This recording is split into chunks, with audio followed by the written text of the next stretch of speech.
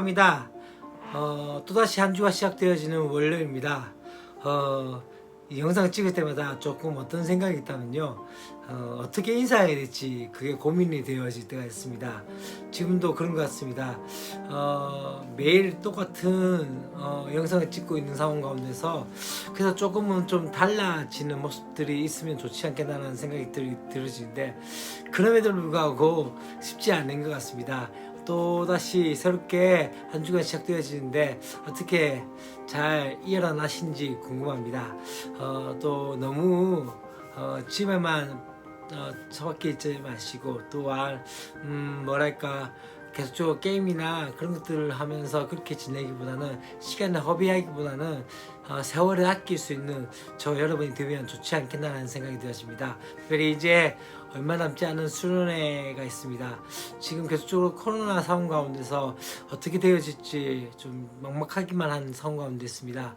그럼에도 불구하고 우리가 이어나가는 상황 가운데서 더욱더 하나님의 말씀 가운데, 은혜 가운데 조금 더 한 발자국 나갈 수 있는 그런 시간이 있으면 좋지 않겠나라는 생각이 들었습니다. 오늘 우리가 함께 볼 말씀은 신명기 16장 1절부터 8절까지 말씀입니다. 오늘 말씀은 어떤 내용이냐면 이제 유월절에 대한 얘기를 하고 있습니다. 이스라엘 백성들이 이제 가나안 땅으로 정착하여 살 때 여호와 하나님과 그들의 정체성을 잊지 않기 위해서 지금 몇 가지 절기에 대해서 지키게 만드십니다. 첫 번째 이야기할게, 오늘 우리가 함께 이야기할게 유월절에 대한 이야기들을 하게 되어집니다. 유월절은 아비월 절기로 보게 되어집니다. 아비월 14일에 유월절을, 그 다음에 15일부터 21일까지 7일 동안의 무교절을 준수하게 되어지죠. 유월절은 하나님의 언약 공동체가 출발한 역사적 구속 사건을 기념하는 절기로 나타나게 되어집니다.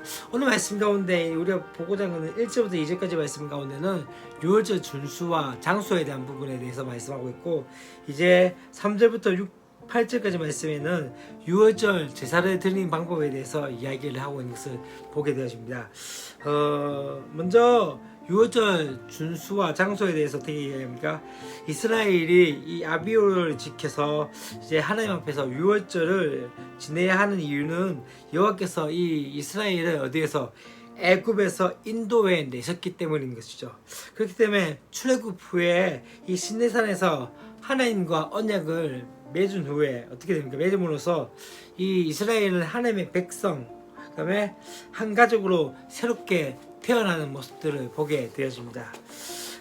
그렇기 때문에 각 가정에서 이제 유월절을 지켜나가면서 그 양을 먹었던 출애굽과는 달리 이제 약속의 땅에서는 한 가족으로 이제 국가 차원에서 이 유월절을 준수해야 한다는 거죠. 한 가정, 곧 각 가정 가운데서 그렇게 유월절을 지켰다는 것에서 이제는 어떻게 되어집니까? 바로 국가 차원에서 되어진 것이죠. 이스라엘이 이제 새로운 종주이신, 다시 말하면 새로운 왕이시고 주인이신 여호와의 주권 아래 한 가족이 된 언약 공동체라는 것을 보게 되었습니다. 그렇기 때문에 이스라엘 백성들은 이 여호와의 이름이 있는 곳, 그분이 임재하는 장소에서 유월절을 준수하여 한 가족으로서 또한 그렇게 되어진 것들, 그래서 여호와의 은혜를 자자손손 기억하면서 이 언약 백성의 정체성을 잊지 않고 공동체성을 견고히 해야 하는 모습들이 바로 이 가운데 있습니다. 그것 또한 이제 제사를 드리는 절차 가운데서 어떻게 되어집니까? 이제 유월절 고기를 먹는 과정이 포함되어집니다. 그 고기는 발효되지 않는 무교병과 함께 먹어야 한다고 말씀을 하고 있는 것이죠. 그리고 어떻게 합니까? 이 무교병은 바로 조금 딱딱한 빵입니다. 그래서 어떻게 되어지죠? 발효되지 않기 때문에 고난의 떡이라고 할 수 있는 것이죠.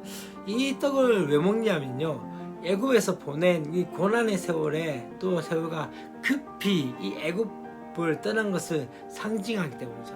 다시 말하면 이 딱딱한 빵을 먹으면서 고난의 빵을 먹으면서 이 이스라엘 백성들이 이 애굽에서 있었던 그 상황들을 다시 한번 생각하게 되어지고 또 무엇이 있습니까? 또한 급히 이제 애굽에서 떠났던 그 모습들을 다시 한번 상기시키기 위한 것이죠.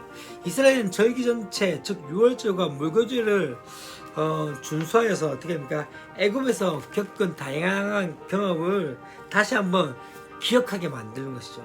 실제로 이 무교절 기간에는 이 이스라엘 백성들은 홍해를 건너서 어떻게 됩니까? 애굽의 통치에서 완전히 벗어난 것을 보게 되었습니다. 7일 동안에 무교절을 먹는 절기는 바로 애굽 왕 바로의 주권으로부터 완전한 해방을 기념한 것이죠. 그렇기 때문에 유월절과 무교절을 한 해의 시작으로 삼아 준수하는 것은 바로 이스라엘이 자신들의 존립의 근간인 이 출애굽을 기억하기 위해서 그렇게 했던 것을 보게 되었습니다. 하나님의 구속 역사에 대한 기념적인 제언은 바로 무엇입니까?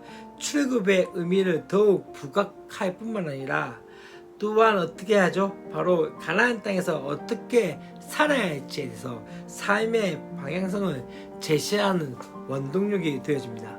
이 무교절 기간 동안에 이 누룩은 무엇입니까? 바로 이스라엘 전 지역에 보이지 않게 해야 합니다. 곧 누룩, 베이킹 파우더 이렇게 생각하시면 되겠네요. 그것을 없애고 있어야 되죠. 이러한 규정은 무엇입니까? 남자들이 성소에서 절기를 지키더라도 이 절기의 정신은 이스라엘 땅에 사는 각 사람에게 어떻게 되어지죠? 동일하게 유일하게 되어진 것들을 보여준 것이죠. 6월절 고기를 다음 날까지 두면 안 되는 것은 바로 이스라엘 백성들이 이 애굽에서 나올 때의 상황을 그대로 기억하기 위해서입니다. 5절과 6절 말씀 가운데 어떤 이야기가 나옵니까? 이 유월절 지키는 장소와 시간이 구체적으로 언급되어지는데 그것을 바로 강조하기 위해서죠. 이 유월절을 지키는 장소는 거주하는 성읍이 아니라 어디입니까? 여호와 하나님이 자기의 이름을 두시려고 택하신 곳, 바로 성전에서 되어졌던 것이죠. 절기 준수 시간은 언제입니까? 바로 출애굽 때와 동일하게 되어지는 것이죠. 왜요?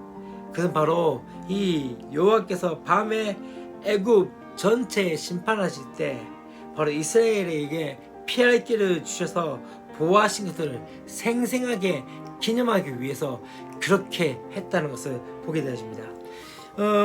여호와 하나님께서 이제 시내산에서 언약을 맺음으로써 새로운 공동체가 된 이 이스라엘은 바로 여호와께서 택하신 장소와 또 장소에서 그 고기를 구워 먹음으로써 또한 아침에 장막으로 돌아가야 하는 그 모습들을 되어집니다. 장막은 바로 절기 동안 묵는 숙소를 말합니다.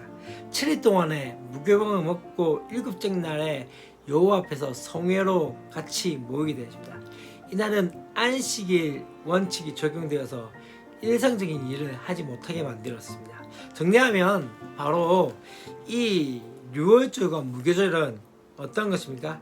하나님께서 바로 이스라엘을 바로의 주권에서 해방하신 것을 기뻐하는 절기일 뿐만 아니라 또한 여호와께 새롭게 헌신하는 그 모습 가운데 되어집니다. 사실 우리나라에도 이제 그 유월절을 지키지 않습니다. 왜 그럴까요? 바로 예수 그리스도 안에서 어떻게 되어졌죠? 우리가 친히 그 유월절 어린 양이 되셨던 그분을 기념하고 있기 때문이죠.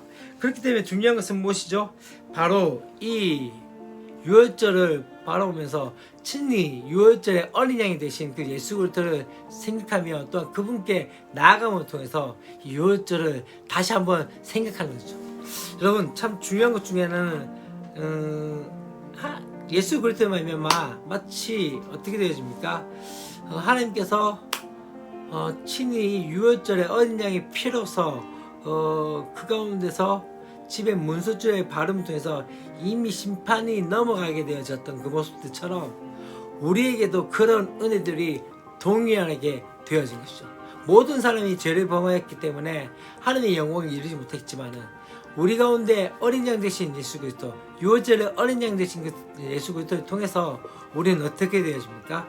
그 은혜를 누릴 수 있게 되어졌음에 대해서 우리는 다시 한번 바라보아야 합니다. 이 유월절을 지켰던 그 이스라엘 백성들의 모습들 가운데서 출애굽과 하나님의 은혜를 기억했던 것처럼 우리 가운데 죄에서 구원하셨고, 또한 우리 가운데 그 은혜들 가운데 또 있게 되어진 것들을 다시 한번 생각하면서 매 주일마다 우리가 어린 양 되신 예수님을 생각하면서 예배 가운데 나가는 저와 여러분이 되었으면 좋겠습니다. 또 한 주간 우리 기쁨으로서 함께 나갔으면 좋겠고요. 오늘 하루도 즐겁게 행복하게 지냈으면 좋겠습니다. 내일 또 뵙도록 하겠습니다. 사랑하고 축복합니다. 안녕.